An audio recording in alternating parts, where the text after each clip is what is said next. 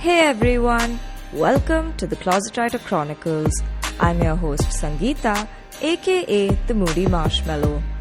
Our guest for today is Akshat Rajan. Akshat is a storytelling coach and creative consultant.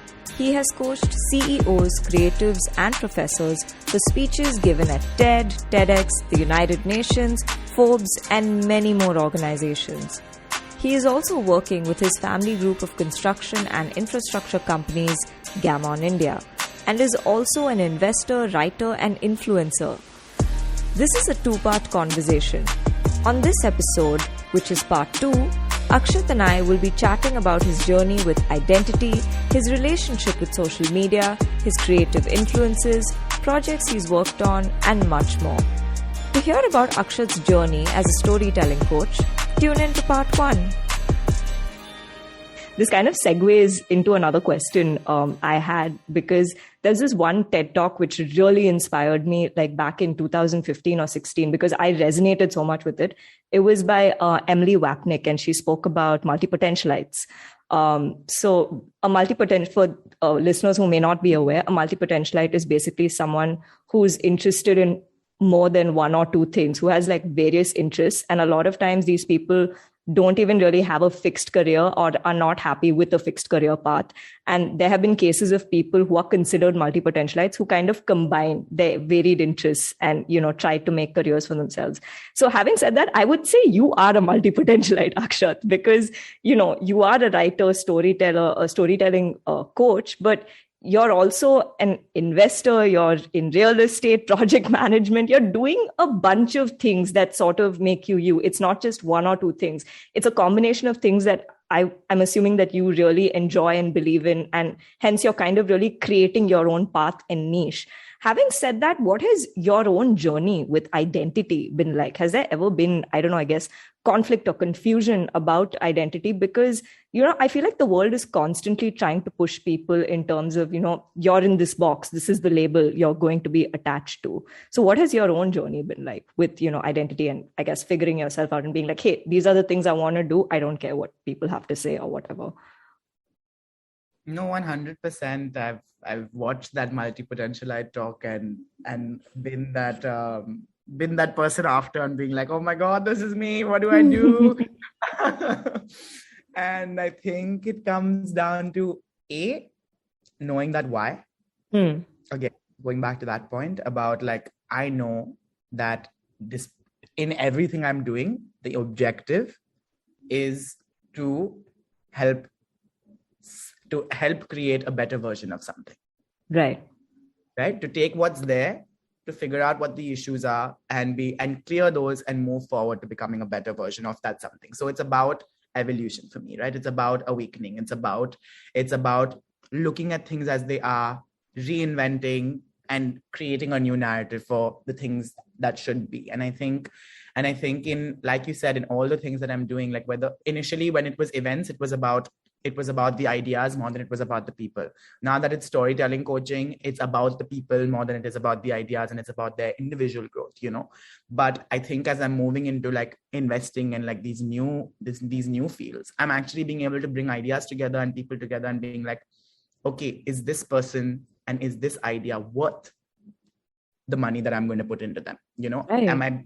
Am I being able to judge based on the person's narrative solely through their own journey, but also the narrative of what they're creating? Because if those things don't align, then I'm not going to invest in it, right? So I think that, and I'm very, very young in the investing world. I'm just about starting off, just done a few investments to begin with, but I'm as I hear pitches and I hear people kind of come together, I'm like, okay, I'm realizing that it's the same storytelling coaching, or it's the same understanding or helping people that I'm using, the same skill set that I'm using to judge whether I think that this business has a place in this world, or if this person is good enough to run this business.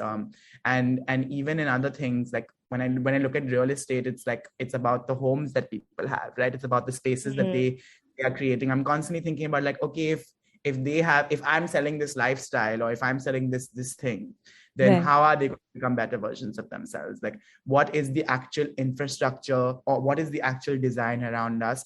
What can those two things do in order to make us better versions of themselves? I think the crisis or the identity issue was being able to go like, this is my why. That was the problem, because I was just like, I think that took me time, and that took me a lot of like self-work, a lot of therapy, a lot of because there was a time in my life where I felt like my emotions were always locked up. I believed in like this. I had been told or seen the patriarchy or the society's way of like, like being, because I was always a sensitive kid, right? And I thought that like, oh, don't be a girl, don't cry. Like those small things were like in my head as growing up, and I was just like, but why? Like why my emotions have to be locked up? And like there was a time when like my emotions locked up actually served me, because I think like I became such a good listener, or like became so invested in other people's journey, because my journey was irrelevant. My journey was locked up. My emotions were closed. Right. So I think like initially it was like the trigger to like start this whole process, because I became like, I felt like when other people were going through stuff and telling me about it, I was also going through it. So I was like, great, like I don't need to live my own life because I'm living so many other people's lives. There was literally a large part of my life that worked like that, and that I felt was right. Like I would even tell other people like, this is my secret. Like I would be proud about it, until I wasn't. And I was just like, wait, what the hell am I doing? Like other people's story is not what I'm here for. I'm here to live my story. Right. And, and I think once I made that distinction, I realized that I had like allowed a lot of people to take me for granted, because obviously when someone else gets the chance to live their own life with someone else without boundaries, they're going to take it. Yeah. Right. They're going to be like, come live my life with me. Like, that's all I want other people to do. And I was like the idiot who was actually going and living the life with them. And I'm calling myself an idiot very intentionally, because that's probably what I said when I realized it. But I had to change that and go like, I wasn't an idiot. I'm going to use this weakness I had as a strength. Because when I was saying that I didn't have a journey, when I was saying that like my emotions are irrelevant, when I was saying that my story doesn't matter, everyone else's does, I became so good at being able to live with other people's stories. I became naturally invested, or naturally like built my empathy muscle. I built my emotional intelligence, because even as a kid, I was always helping people figure out their breakups and their this and their that, and their relationship with their parents and their issues and their fights. And it was always about the others, So when I went through that internal, like, oh my God, it's all about me, I'm done with others, that's when this coaching thing started. And I was just like, wait, what am I doing? I can't be like, I need to help others while I haven't helped myself. And I took a long break from coaching in between my college and starting to coach again. And I think the first year of COVID was a big part of that break also, because I was just like, this is all about becoming a better version of me, so that when I go back to my purpose, which is helping others become a better version of them, I can go back so much more charged. I can go back with having me figured out, and knowing that like my journey and their journey are like, sure, they align, but like are completely separate, and like there are boundaries in between. And I think that also helped me like come to that place where I was like, okay, now only 2 people at a time, or only 3 people at a time, because any more than that means I'm taking over the energy from myself. And I think that's been able to like channel the multi-potentialite in me, because I've been like, okay, now that I know that I'm on my own journey, everything else becomes irrelevant, or everything else becomes sub-power to that and to my narrative. So I think, and that's also been hard. Like that was also a hard part, because picking yourself isn't easy, right? And especially in a group of people who've grown up around you, in which you've actually made other people believe that you've always picked them, right? Yeah. Right. So it's almost like you're changing the status quo. The amount of people, Sangeeta, I feel like I've had to re-meet, because I've changed so much. Yeah. Right. And I'm like, I don't want to lose these people, but like, I'm so not the person they expect me to be, or the person I used to be with them anymore, and like that growth happens so fast, of course, through college, but also after. And now I'm on like this, like almost like this zeal to like constantly like be hungry for that, or like my whole like intention or desire comes from my own growth. Like it is selfish in that regard. Like it's like, but it's a healthy selfishness where my growth comes first, and then whoever I can help along the way will be helped along the way, right? Because like it's like that whole thing of like, if you don't become someone of value, how are you going to help influence others, right? Definitely. If you like, you can't change the world, you can only change yourself. So constantly work on that, and then you can see its ripple effect. So there are a lot of people who started like being like pushing me down when I was trying to do what was right for me, because it wasn't right for them. Right. And that only happened because I made it always right for them before. No, I made it about that. So yeah. Yeah, no, I completely resonate because, when you were talking, I was just kind of reflecting about my own life journey. And I know for a fact that even with me, I used to personally face like an inferiority complex with people, because I used to be like, I'm like the timid, shy, socially awkward person. Like, what is even, like I don't stand a chance here, being like noticed by anyone. I'm just the quiet front bench student who's sitting there taking my notes, just studying, trying to get by. I was that kid. And yeah, I would be the one listening in on people, and I would constantly try to help people because I thought that was the only way I was adding value, by adding to someone else's life story in some way or another, until, you have that point where you realize that, wait a minute, I need to live my life too. I need to live for myself. I need to love myself. I need to figure out what I want. And, I think that journey is what really, I think, makes people themselves. I think that attempt at really trying to understand yourself, but also I think accept yourself without any judgment, which is a very tough thing to do, I think, sometimes. So yeah. I think that's the first step, right? You take that and then you sort of build on that and be like, okay, this is who I am. These are the things I want for myself. This is what I need. How do I go from here? And you're right. It's placing boundaries, managing expectations from people, and kind of really telling that, I'm not this person anymore, that I'm not taking this on. This is who I am now. And, if you want to come with me along the journey, great. If not, I respect that. It's fine. So completely resonate with, where you're coming from, and more power to you, because you're thriving and you're doing extremely well for yourself. Couldn't be happier for you. So really more power to you. But yeah, I think moving into slightly more, well, maybe not a lighter zone, but this is another question related to identity. So you're pretty big on social media, in the sense that I think you can be considered, quote unquote, an influencer of sorts on Instagram, because you do have like a following, I think, of about 30,000 or so. And you're a verified profile, which is considered like the cool thing on Instagram. But I do wonder, has there ever been, what is your relationship with social media been like? Because has there ever been, I don't know, terrible comments? Has there ever been a day where people have, I don't know, attacked you, or have just been really like mean or rude? Or has social media ever overwhelmed you to the point that, no, I only need to put like my best self out there, or like, this is how I need to portray myself? Or are you just like completely unbothered by it? And you know what, I'll just do what I want. I'll post what I want. So I think the social, like you said, like a relationship with social media, I think that's exactly what it's been, right? It's been, and with every relationship, there's ups and downs. With every relationships, like there's taking it more seriously and then taking it not seriously at all.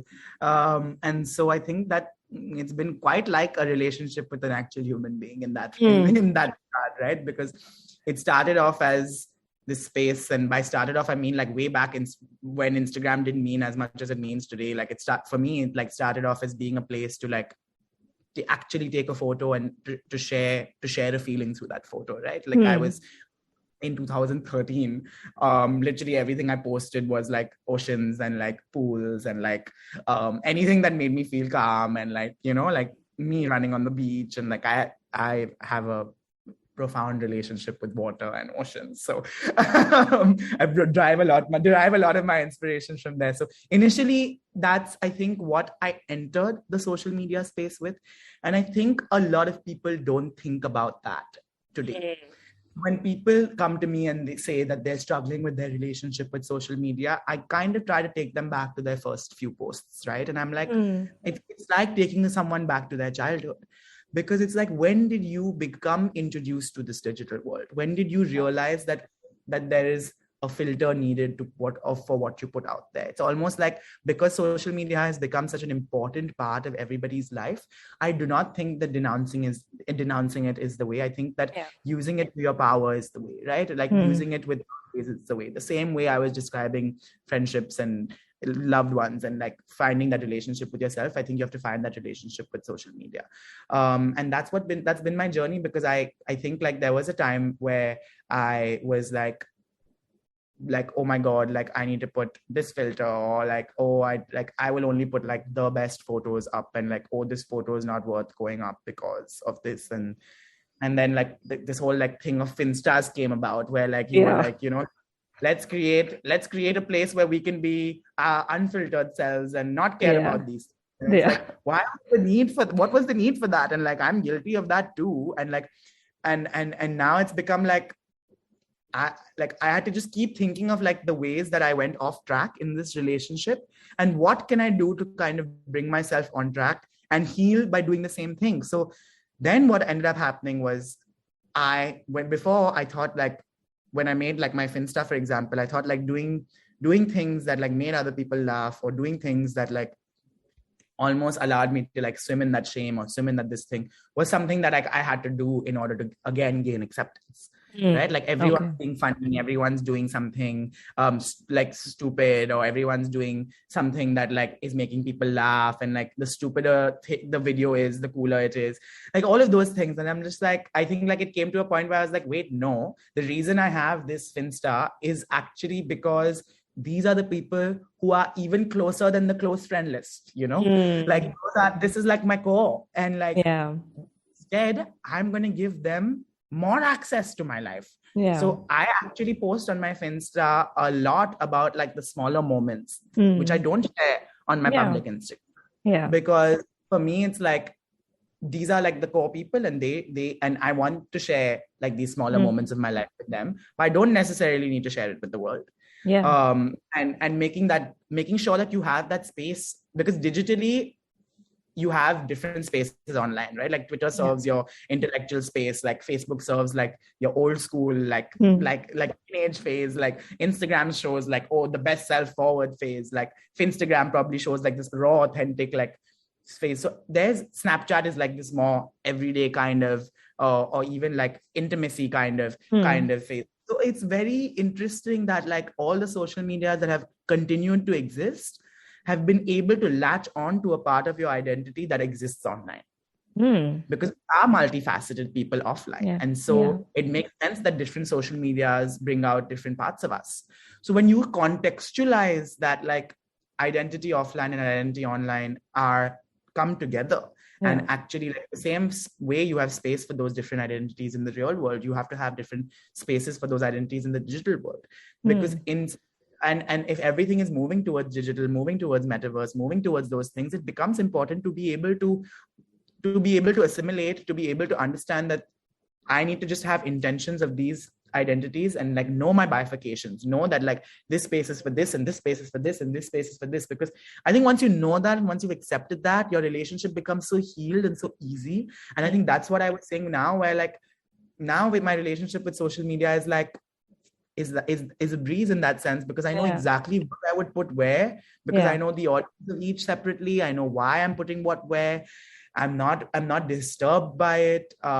Sure, there are still moments or times when, like, especially in COVID, when you had nothing to do but scroll, right? Like there are times where I was like consuming it way more, but I think I went through that also. And I was like, I follow like 1,200 people. Like that's inhumane to like sit and think that I can be part of 1,200 stories every single day. So like I muted like 600 to 800 of the people on my feed are muted. Yeah, like, fair enough. And I look at the following as more of a place where I can keep everything that I am interested in, because otherwise you see something and you don't follow it, and then you'll never find it again because you'll keep looking for it, right? So I follow, if there's a brand I like or a person I like, I just follow, and then I'm like, it's lying there in my following, right? But they're muted. I'm not listening to them every single day. I'm not feeling bombarded by them. And I did that over time. Like it took me, I didn't say like one day I was like, oh, I'm going to go and mute everyone. But like every time I watched something that I felt like was a waste of my time, I was just like mute. And I think that helped me build that boundary where I like had that proactiveness in me, where like I didn't need to, but I was just like, no, mute. It's like this thing, like whatever, you know?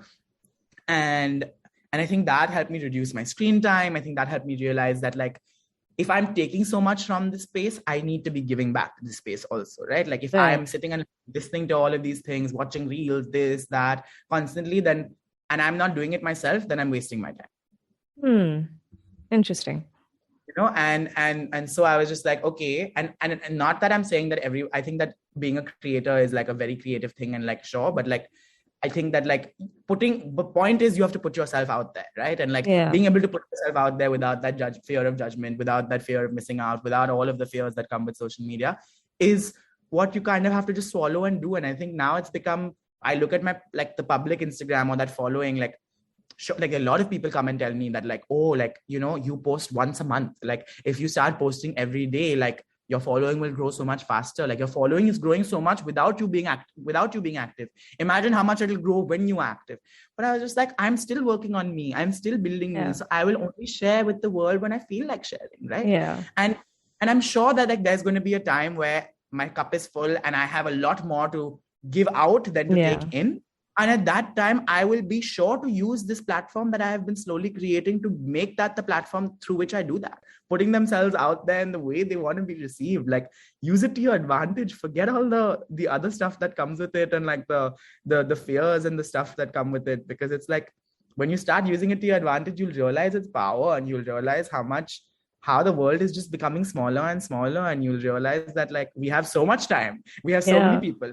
But yeah, I think also, you know, again, like with the whole social media conversation, this was actually a conversation I've been increasingly having with, you know, people around me, especially like agents with writing and stuff like that. And they've all been telling me, or even friends who I have who are creators or whatever, and they've all been saying like, oh, you know, you should make your, you know, private page public because, you know, that'll really help you like boost your, you know, engagement or whatever. And I'm in that phase where I'm like, I don't really know if I want to do that, because right now I enjoy Instagram. Like I really enjoy like my private. I don't care. Like I honestly don't care about the likes or the views or whatever I'm getting there, because it's purely just things I want to talk about. It's purely things I want to post about.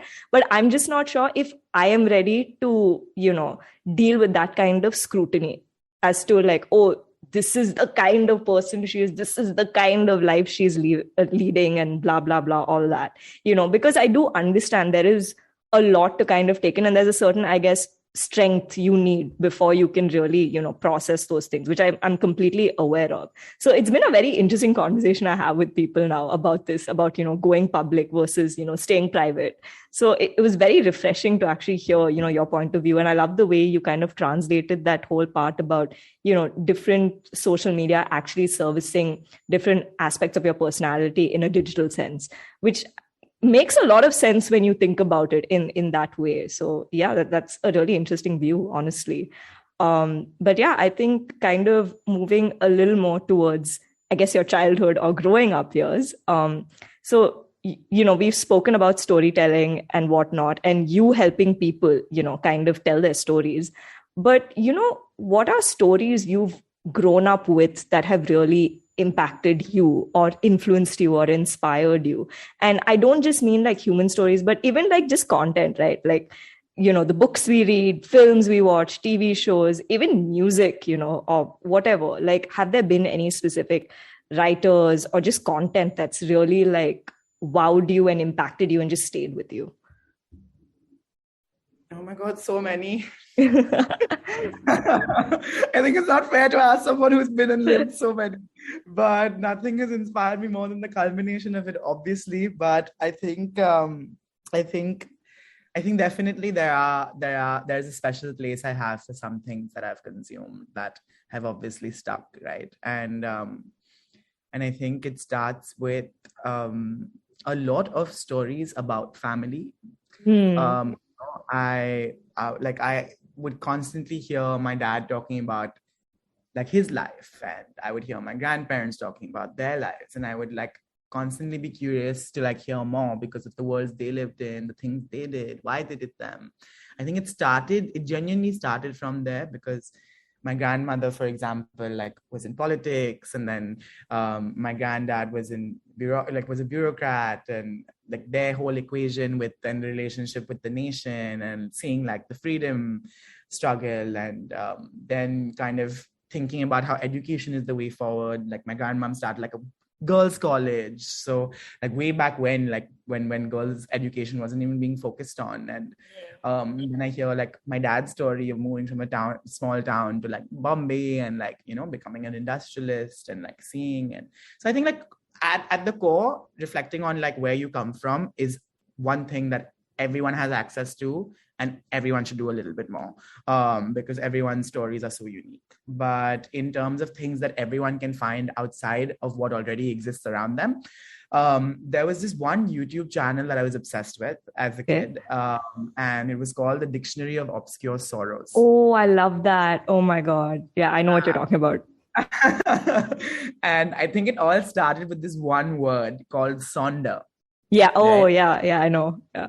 And sonder is the realization that you're living a life as vivid and complex as your own, inhabited your own patterns, trends, and inherited craziness, right? It's like you see that like you are part of like the same like world that exists inside of me exists inside of you, and inside of every single person around us. And that realization, I think, was like my true beginning of this journey, right? Like that word sonder like meant everything to me. And then I realized that like there's this guy who literally sits and comes up with words that don't exist. Like that's what the Dictionary of Obscure Sorrows is. And like, why are people? Yeah, he's come out with a book. Actually, I just want to put that out there for anyone who's interested. So please go check it out. Yeah, it's out. So if anyone wants to get, I highly recommend the Dictionary of Obscure Sorrows. But yes, sorry for cutting you. So thanks for putting that out. Yeah. So, but please, I would like watch videos, and I would be like, wow, he has found like the perfect way to encapsulate this feeling, in birth to this word, and the feeling around it. And like I like associate with a lot of these feelings, because like these are all feelings I was looking for words for as a child, and like to be given the word for something that you're carrying. You know, Maya Angelou always says another one I love. The exact quote where there's no greater agony than a story being untold, and a story that's within you that's untold. Exactly. So I think the Dictionary of Obscure Sorrows helped that in me, because I was like, yo, like these words mean something. Like I felt these emotions before. So that's one. Something else that I think that I've gotten into a lot more in the past few years is another account on Instagram called Niche. And what Niche does is it takes quotes again of people that you know and love, perhaps who passed away, some who are alive, and it just like shows you the story that person was telling themselves in a few lines, in a few quotes, and you just flip through them. And like I read like the Michael Jackson ones, and I read like Stan Lee's, and I read like Tracy Chapman's, and I read all of these people's quotes, or like the things that they were telling themselves, and I'm like, whoa, like I wish I could see the world through their lenses, or I'm going to see the world through their lens. Because I was like, these people, like when you think about humanity, I like to think about anybody who's famous, or anybody who's achieved, or anyone that I look up to, as someone who is an ancestor, right? Like it all came from the same thing. So if I'm able to like pull in from like those experiences without even meeting them, without even ever in like being in the same country as them, I'm winning, because I'm taking the perspective without even and that's what I want other people to feel like. When I'm coaching someone also, I want them to feel like that happens, right? Like I want that every line to be intentional, because I'm like, tomorrow that's someone that you will never ever meet in like the smallest way, and like that's all that matters. Like Michael Jackson touched millions of people in the smallest ways through his music, through things he says. So I think Niche does a cool job of like bringing that out, and like showing you, giving you literally a daily dose of that. Like I look forward to like so that. Then I would say my favorite show as a storyteller is The OA. Okay. And it's on Netflix. It's about this girl who is blind, but then she goes missing for a few years, and then when she's refound, she can see again. Okay, interesting. no one knows what happens in these 7 years. She doesn't tell her parents. She doesn't tell the police, because the police, like, there was an open case, right, when she went missing and stuff. But then she picks these 5 random people from her town, like a small town, and she tells them the story 1 hour every night. And it's just the craziest story you can think of. And there's almost a point where you're like, either she has this wild imagination or this stuff has actually happened, but like, I'm sold. And she says, she says, like, pretend to believe me until you actually do, in the beginning. Okay. That line stayed with me because it's like, these stories are so powerful in like transforming people. And I just saw like the manifestation in this show. I saw the manifestation of everything I believe in. I started stalking and following like every actor and like the creator and the writer and like the main actress. And I know their whole story and like how they were best friends. And like, even like my favorite movie was created by both of them as well. It's called I Origins. Okay. So it's about like a scientist who falls in love with the spiritual person and like how their relationship doesn't work because of the fact that they don't believe in each other. Yeah. But basically how love kind of takes over and makes that work. So that's a cool one. Then of course, I think people have mentioned people's works who I've mentioned before in this podcast already, like Brene Brown, Adam Grant, Simon Sinek, Emily Esfahani Smith. Today, there are world leaders in emotions. There are world leaders who have spent years studying things. Like what I don't like about this, or what I'm stressing about it, is that when we get a Bisleri bottle of water, we don't question the how clean the water is. We just drink it. We just know it's safe, right? Yeah. So when someone is out there who spent 20 years studying trust, courage, vulnerability, shame, and all of these emotions, why can't we take their word for it? Why can't we just trust them? Why can't we go like, yo, I just believe everything this person says and I'm going to live by it? So like, look for these people. Like, there's so many of them now and they're so accessible to everybody on Instagram. And like Ted has obviously been like a huge inspiration. And like that, like Justin Baldoni has been a big inspiration, right? Like toxic masculinity. As a man, I'm like, this is what I want to undefine my masculinity. I want to unlearn, like understand. And I want to be part of the new wave of masculinity that's coming, that is sensitive, that understands, that like is man enough to listen, is man enough to be vulnerable, is man enough to, to be him. Yeah. So he's been a big one. And then so many of my speakers, like one of the speakers I think that I'm most inspired by that I've worked with is Ankit Shah. And like, I wouldn't even say he's a speaker anymore. He's like one of my closest friends. And he came when I was like 14 to school. We flew him down from San Francisco to speak. And he had started an organization called Tea with Strangers, right? Okay. So it was like people would meet up in cafes and like have tea for 2 hours with absolute strangers. And there's this one host who led the conversation. Wow. And I think that comes back to the idea of like meeting people for the first time, or giving yourself the space to do that, because it's like every time you meet a stranger, you get to be the person you are today. That means you are giving space for everything you've learned to actually come out of you. Mm-hmm. Yeah. So I felt like it was such a powerful movement. It was designed to like make neighborhoods feel more like neighborhoods and not like only areas. And I think everything he does, he created something called Silent Hike Society. You can check out his amazing article that went viral. He works for Facebook and Airbnb, right? I worked for Airbnb before, but he wrote this article called Being Alone on your relationship with yourself. So if listeners want to check that out, that's a great article. It's long, but it's so raw, it's so human, and you kind of just relate to like,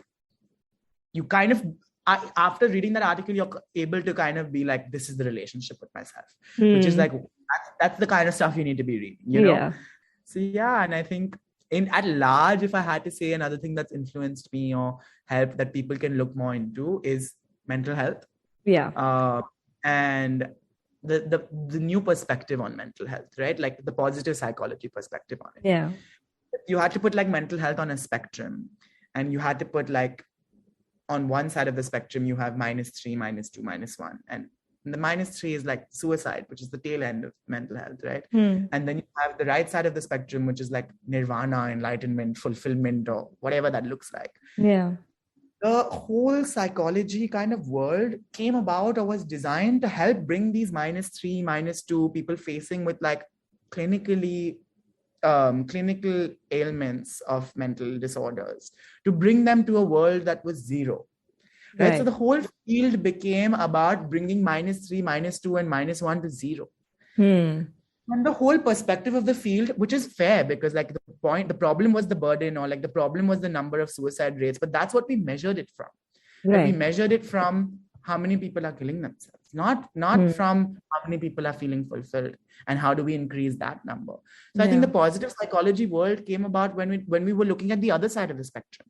How are we taking 0 people who are the majority of the world and moving them towards 1, 2, 3? Right. Even if they get a taste of -1 and -2 and whatever, but like that becomes a part of their narrative that they can transform from and move forward. Not just take up, because here it becomes like, okay, if you're not -3 and -2, as long as you're 0, you're not burdening the system, so you're fine. It's a big problem in our health system in general as well, right? It's like the point is to keep people out of hospitals so that the burden doesn't happen, right? That's what vaccines are for today as well. It's about not burdening the system. But the focus isn't about how do you have such good immunity that you don't catch COVID. True. The focus is get the vaccine so you're not burdening the health system, right? Yeah. So I think that when the positive psychology field came, I think that inspired me a lot, because I felt like I want to work in that regard.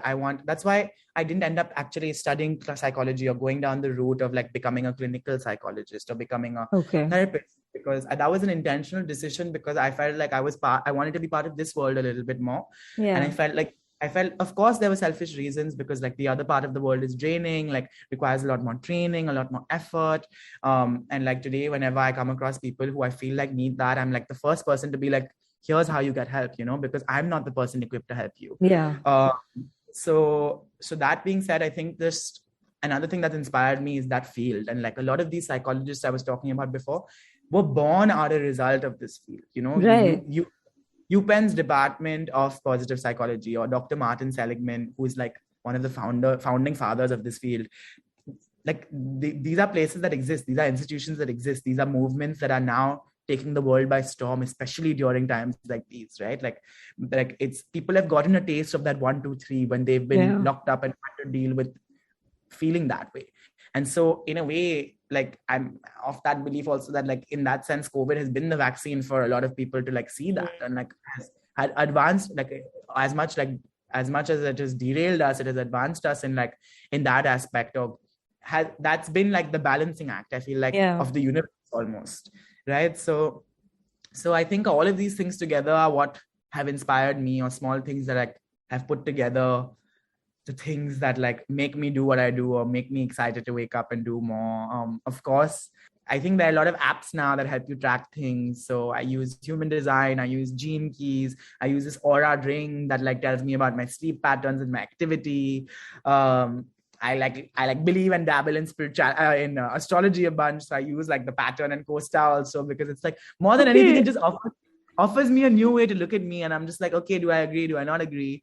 And I'm on like this like self-discovery, self-improvement path, obviously. And there are so many experiences that inspire me that I haven't even done, like Vipassana, that I'm dying to do, because I'm like, I can't wait to like not talk for 10 days or not have anything external for 10 days and like starve myself of the dopamine that feeds me, because then I can come back and be so much better, or like have better boundaries after. So I think like just like there's so much out there and there's so little time, we have to go and find the experiences that work for us. I think experiential learning as a field is also so cool. You learn so much more by doing rather than by just watching or thinking or like only activating one sense. So just go out there and see what are the experiences you can have. Like mentoring is such a big thing, like shadowing people. Like there's so many people who inspire me. I'm like, can I just move in with you for 2 days? I just want to not creepy at all. I'm like, okay, yeah, that's an extreme. But I'm like, imagine like you go like, I want to spend a day in office with you, right? And just like be quiet in the background and just watch. Because it's like you learn so much from other people all around you. Like there's so many, and like those are the things that aren't even like expensive or something to get, right? Like it's like it's people ask, like anyone can do it. Like you have an uncle who you think is cool, go and spend a day with them. Yeah, like go and be in office with them for a day and just be like, what's up? Like I want to see how you operate in this world. Because I think the way attraction also works is like you're attracted to something you want, right? And like you're attracted to someone's, like you're fond of someone because they bring out a version of you that you like. It's all selfish. True. So figure out those people who like bring out the best you and go and like be like, I'm hanging out with you more. True. I love the enthusiasm you have for life. It's just absolutely, refreshing. And I love seeing people who are so, passionate when, they're talking about things they really love. And it's so amazing to, hear from you about the things that really inspire you and drive you and, really make you look at things in a different way and where you learn from. And I think there's some really cool recommendations you gave for resources, which I know I'm going to definitely check out. And I think so will our listeners for sure.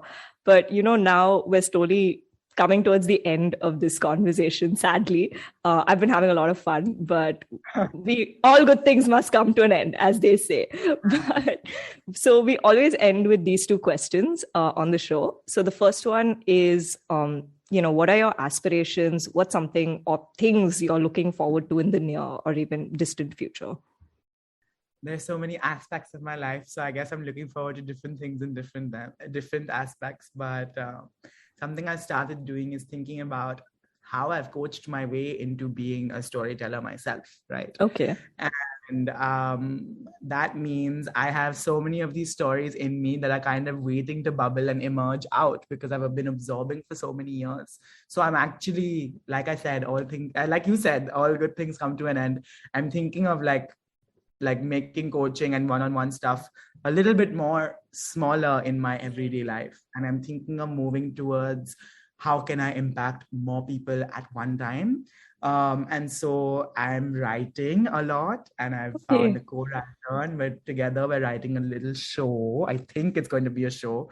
We're very early on in the journey. I've not really shared it with many people, but I think it'll be a great outlet for me because I think I'm feeling ready to actually tell a story, because of the combination of all the stories that I have in my head that I'm raising. So it's just going to be like my release of everything I've absorbed. So I'm like, as a creative project, I think that's what I'm most excited about. But writing a show is like extensive process, a lot of patience. So I don't know when it'll materialize, but I'm focusing on just giving it enough time so that it can become more real. As a coach, I'm focusing on becoming a better version of me again and again. Like I said, there are many more experiences I want to do this year. I think I wanted to do them before, but COVID was stopping me. So like Vipassana, like ayahuasca, which I won't say more about. If you hear about it, Google it and read more. Like investing, which is the natural progression from like learning about ideas and people and like starting to understand businesses and their potential. So I want to live abroad again because I think I learned so much. My like speed of growing is so much faster when I'm in a new culture and a new concept in a new place with people around me. And I haven't had that since college. So I'm looking at doing my master's. I'm thinking of doing my master's in innovation and customer experience. So if you've actually heard my story, you've realized that I love holding people through things. Yeah. And I think that's what customer experience is about as well, like holding someone through a journey, holding a customer through a journey. And like I said, like I love innovation and I love human design. And so I think I found this course, which kind of brings all my interests together. There's a little bit of business, there's human design, there's customer experience, there's technology. So yeah, I want to do that master's in Madrid. So there's lots on the horizon. I just go with the flow and see where life takes me. That sounds amazing. And I can't wait to see all the cool things you do. I'm extremely excited to see the show that you're writing and working on for sure. But yeah, last question. Though I know we've kind of sprinkled a little bit of learnings and all here and there, but what is a piece of advice, not really advice, but a learning that you'd really like to share with people? It can be professional, creative, personal, something you just wish people were more aware of or knew about more. I've said a lot of them throughout our conversation, which I'll touch on a little bit, where it's like figure out that relationship with yourself, right? Yeah. With that belonging. Realize that like relationship with things that aren't people are also important relationships to figure out. Right? Relationship with ideas, your relationship with your nation, your relationship with your sexuality, your relationship with your gender, your relationship with so many of these ideals that world has put on us, and I think the more labels we kind of put onto ourselves, the more actually we become skilled at rationalizing any behavior that makes us makes us that label. If I tell myself I'm a good person, I'm a good person, I'm a good person, because I need to believe I'm a good person so much, I'll actually become so skilled at rationalizing everything that makes me a bad person.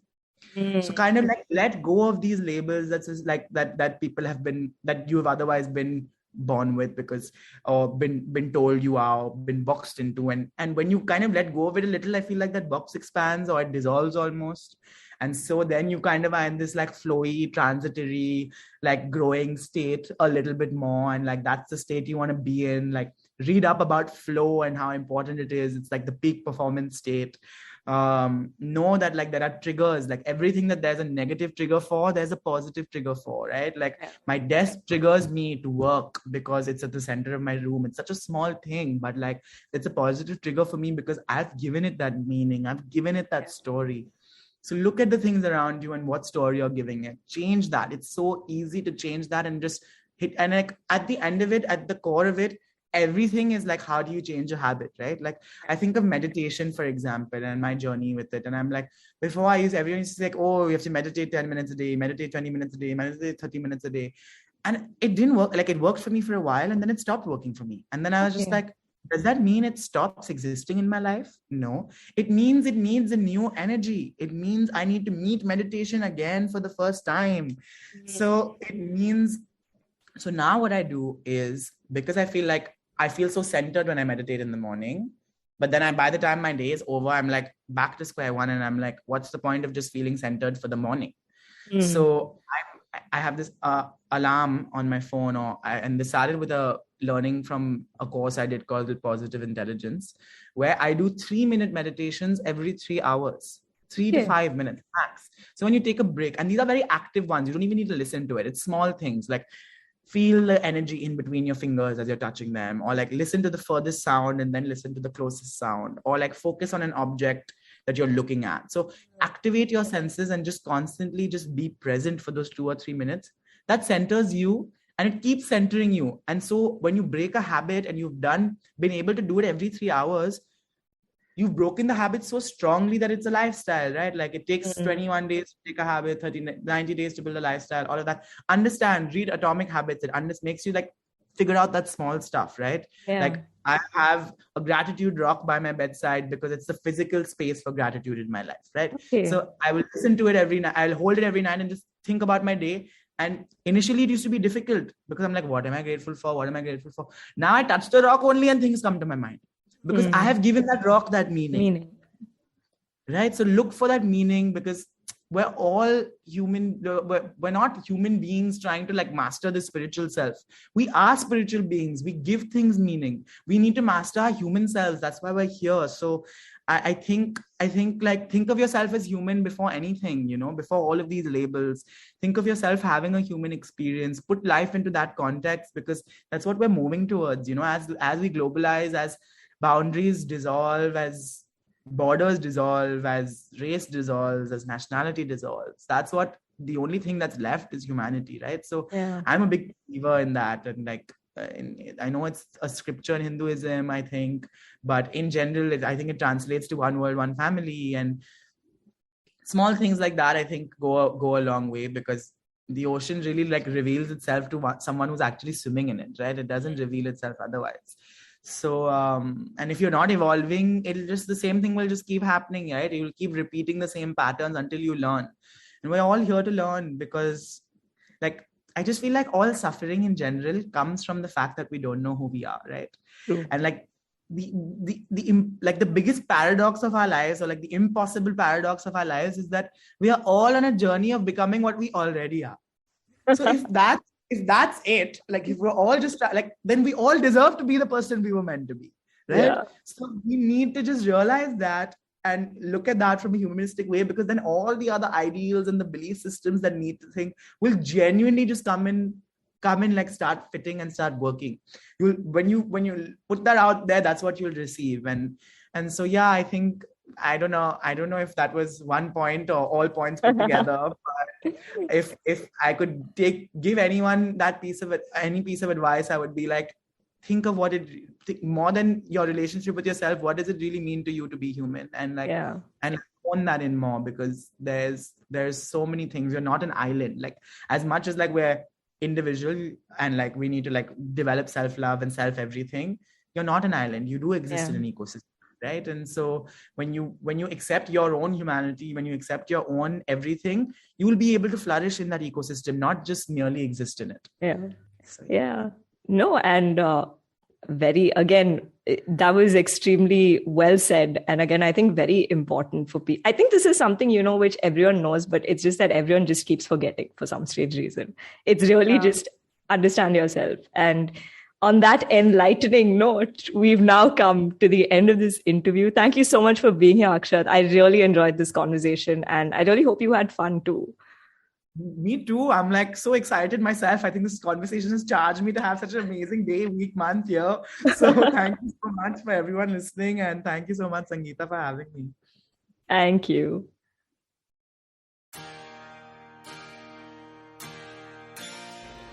So that was part 2 of my conversation with Akshat Rajan. I had a lot of fun recording this. Closing this episode with some quotes by people Akshat has coached for various speaker events. I hope you enjoyed the show, and I'll see you next week with a new guest and a new Chronicle to share. Talk soon! So I've put together my favorite lines from people I've worked with. So here it goes. When you're willing to fail spectacularly, you may just succeed. So let out that inner clown. This is by Natasha Chatta, who is a copywriter turned into clown. She went to clown school to learn clowning and used clowning as a way to embrace her inner self, in a way to share that authenticity with the world. And one of the things that came out of her giving her talk was that she met a doctor, a cancer researcher, who was also giving a talk at the same platform. And then she started doing clowning workshops for kids who were cancer survivors. And that was such an amazing moment to see two people come together and use their ideas to make the world better as a result of figuring out and sharing their story with the world. Number 2, now let's pray with all our might that his and her hope thrive, because when a child decides to live, the world survives. This is by poet and author Deepak Ramola. His work on life lessons is amazing, so please check him out. Number 3, there are 2 types of people in this world. Ones who know they've been hacked and ones who don't. This was one of the most exciting experiences working with an ethical hacker who finished the talk with this line and then went on to say, if you think you believe you exist in the second half of that population, the ones who don't know they've been hacked, then take a look at your phones. He, from stage, live hacked every single phone in the audience. And that was such a cool moment. Number 4, to gain true control, you really have to learn to let go of control. This is from Smita Jatia, CEO of McDonald's' talk. It was very, very rewarding to see her journey, her personal journey, and the growth journey of McDonald's come together. And her lessons and learnings in control, in being in a growth, stepping out of her comfort zone and being in a growth and alignment phase in her life. So that's number 4. Number 5, understanding your style through the lens of who you are is key to making that style mature and evolve. This was by Tanya Ghavri, who's one of India's leading fashion icons and stylists. And she thinks about style as a way to learn more about yourself, to grow and evolve and express yourself and be creative. It was really rewarding seeing her journey. And my last quote is, I guess magic does happen when you don't give up, and eventually even the universe falls in love with a stubborn heart. This is from a parent of someone who is bringing up a child with cerebral palsy, and her journey bringing that child up and fighting against all odds to make sure that that child has a childhood and life as normal as other children across the world. Thank you.